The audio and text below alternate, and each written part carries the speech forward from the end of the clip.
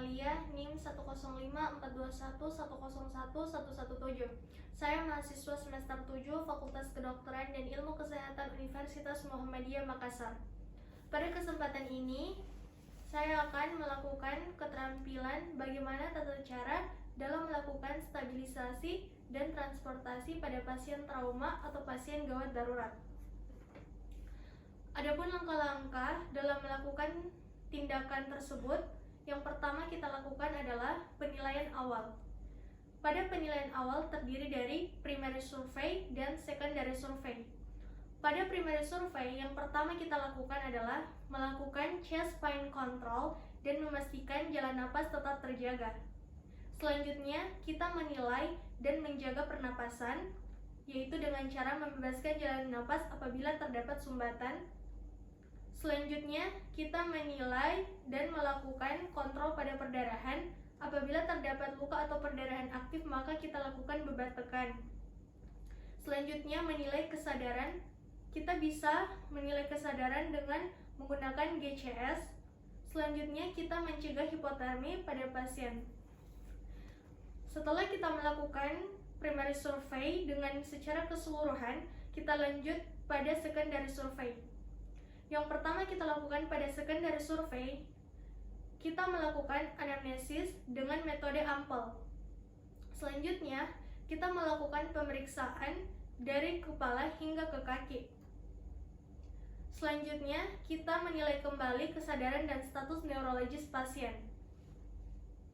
Selanjutnya, kita melakukan pada tahap imobilisasi.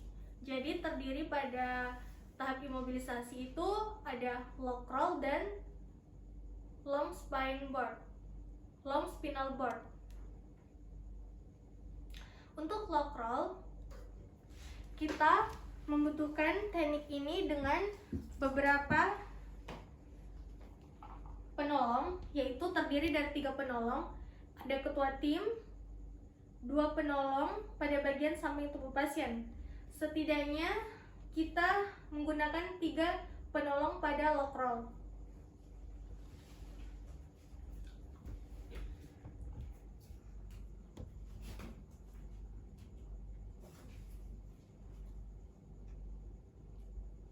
Jadi,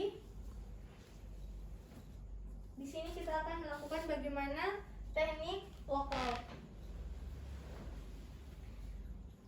Baik, di sini ada 1 penolong yang berdiri di kepala dan leher pasien, itu merupakan sebagai leader. Jadi dia menahan bagian kepala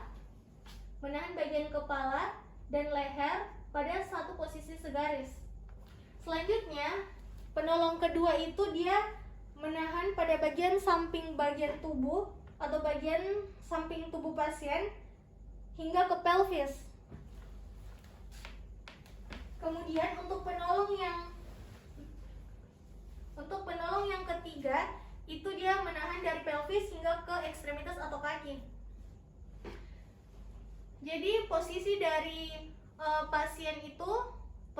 penolong yang berada di samping tubuh pasien itu dengan posisi tangan itu menyilang. Jadi kita bisa melakukan lock roll pada bagian kiri atau kanan pasien, tergantung apabila di mana terdapat frakturnya dan kita lihat apa frakturnya itu berat atau ringan. Jadi sebelumnya dengan satu aba-aba dari ketua tim atau leader yang berada di kepala, kita akan memposisikan pasien atau membalikkan pasien atau menggerakkan pasien dengan hati-hati dan secara bersamaan pada satu sisi yang sama.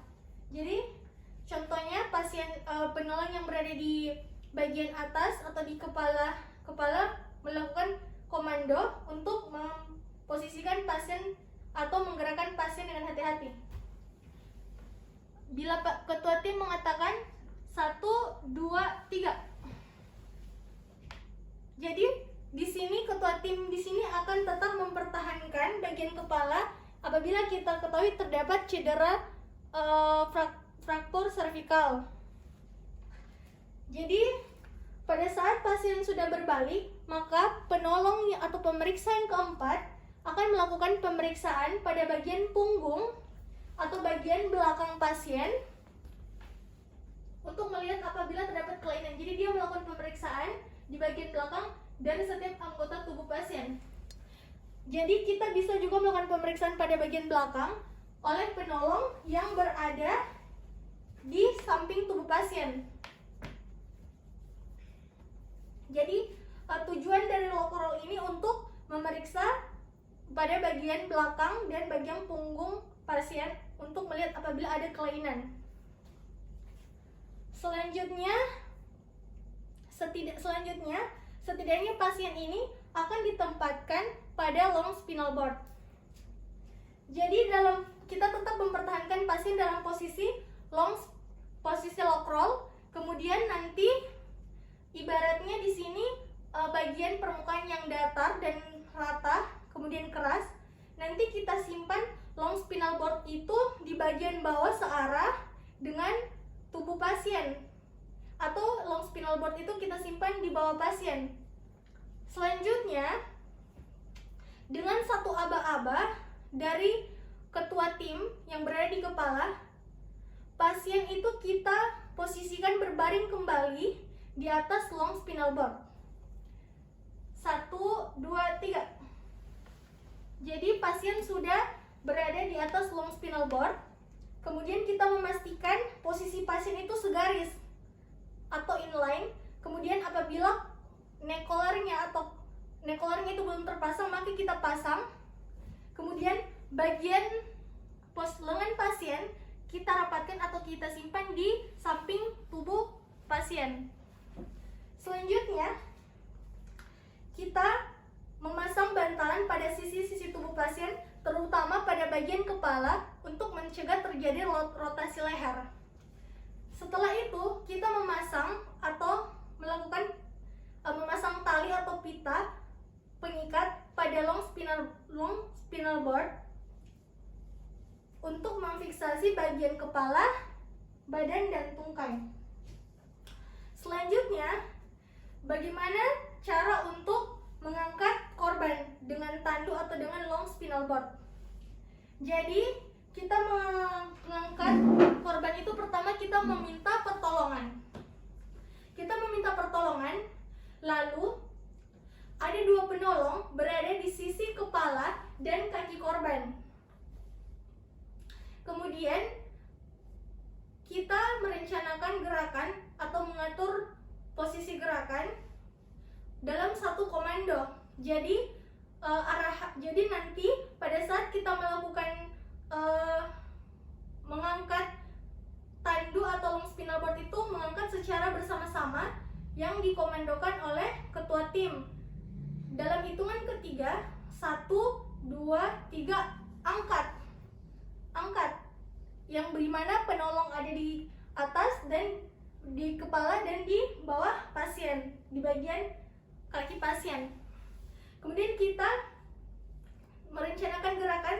Setelah itu, lalu kita pertahankan sikap tegak pada saat penolong berdiri, berlutut, duduk, tetapi tidak boleh posisi membungkuk. Selanjutnya, kita mengkonsentrasikan beban itu pada otot paha, bukan pada punggung. Kemudian kita menggunakan otot-otot fleksor untuk menekuk, bukan meluruskan. Selanjutnya, setelah itu dengan posisi yang sudah kita lakukan, maka kita langsung perintahkan untuk maju jalan. Selanjutnya nanti kita mengevaluasi atau memeriksa pasien atau korban secara berkala.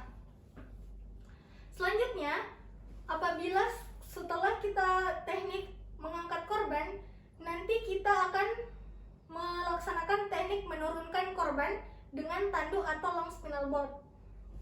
Jadi pertama kita melakukan menurunkan korban dengan kita merencanakan kita mengatur gerakan atau merencanakan gerakan di mana kita perintahkan berhenti. Kemudian nanti semua itu kita